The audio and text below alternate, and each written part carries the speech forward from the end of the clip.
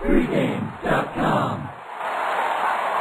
Welcome back to Pregame.tv. We're staying in the SEC. We've got Texas A&M at Missouri. This is a big one, guys, for the other half of the SEC championship game.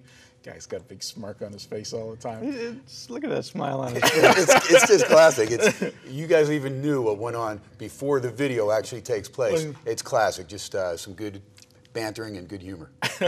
Mostly at his expense, though. Yeah, mostly at my Which makes expense. it more That's why it's Yeah. fun.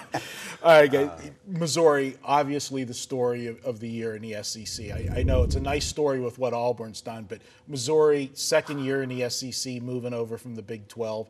You know, and of the two teams that moved over, you know, obviously Texas A&M had more fanfare coming into this season with Johnny Football, but what a job Missouri's done. You know, is this team legit, and are they going to be able to take care of business? And how bad does Missouri want to have a redo on the fourth quarter against South Carolina? It's unbelievable. I mean, when you look back at that game, they were up 17-0. They miss a chip shot, 28-yard field goal going into the fourth quarter. They miss a 24-yarder in the second overtime that hits the goalpost to force to end the game, basically. But in the first overtime, they have South Carolina 4th and 17. One play. It's 4th and goal from the 17. They have one-on-one coverage. I know Pinkel was beside himself for that. He, of course, his mentor was Don James, who recently passed away. But this is an incredible year for Missouri football, and this team is loaded. And do not count this team out from winning the SEC championship. Yeah. Now, Brian, I'll talk to you. Last Friday night, we happened to be at the LVH, and we were sitting there, and we were looking at the advanced numbers for this week, and they had this game sitting at pick.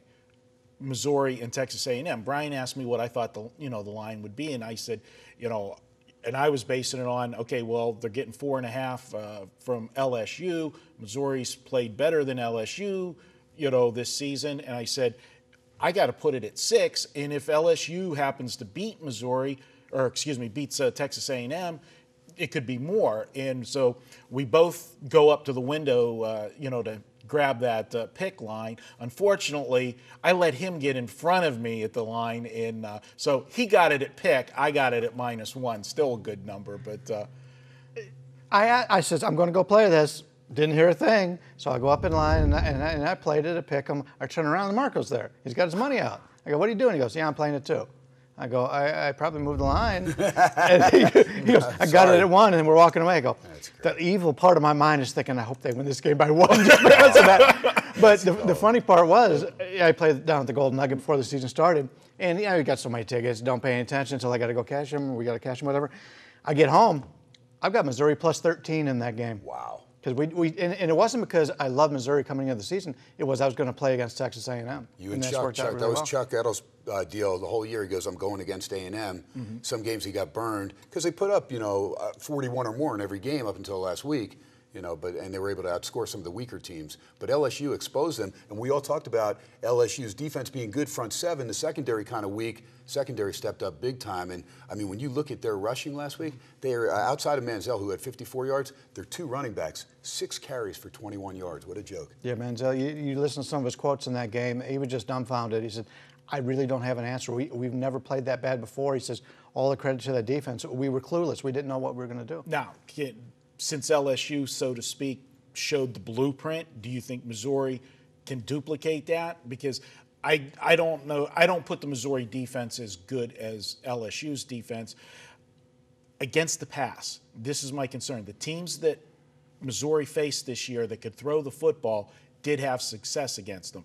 South Carolina, Georgia, and remember, Georgia, they lost 41-26, but they did move the ball in that game, and they were decimated with injuries in that game. Yeah, I'll tell you, first off, South Carolina didn't move the ball for 3 quarters. They made the quarterback switch, and Shaw had them off balance with running and throwing.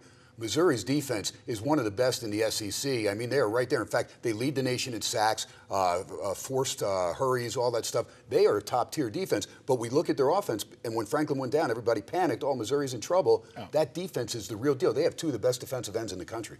All right. Well, you know what? This is your free pick, Ken. Let's make it official. All righty.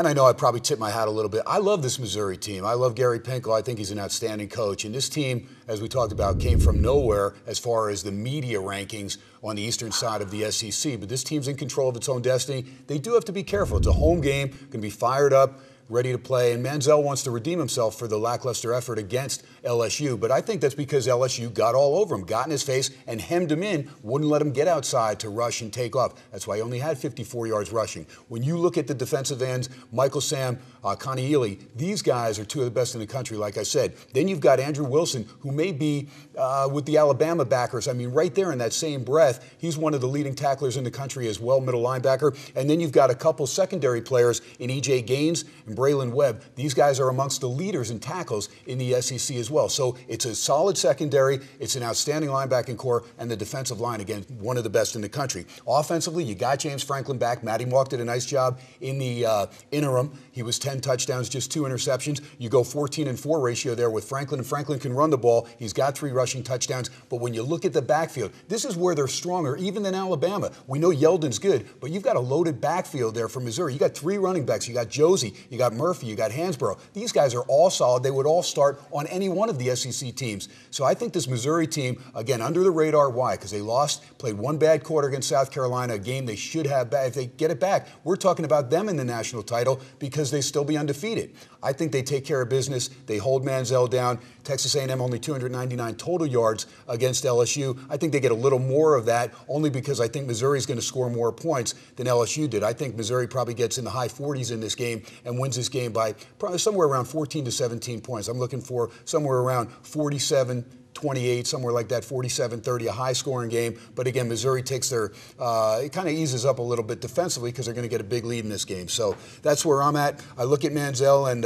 Molina, Williams. They're going to have to produce out of the backfield. If they can run the ball effectively on Mizzou, they'd have a chance to hang in there. But I think this is all Missouri. Columbia is going to be rocking. This team's going to be looking forward to taking on Alabama. Marco says he likes Alabama over Auburn. Got to agree with him there. And I think you're going to have one of the best SEC championship games that you've had, although last year's Georgia-Alabama was pretty darn good as well. So that's my play. Take Missouri at home, minus the 4, whatever it is. I don't care. I think they're definitely more than a touchdown, and I think by double digits in this game. And I respect Johnny Manziel, but this isn't last year Johnny football. So that's my play on pregame.tv.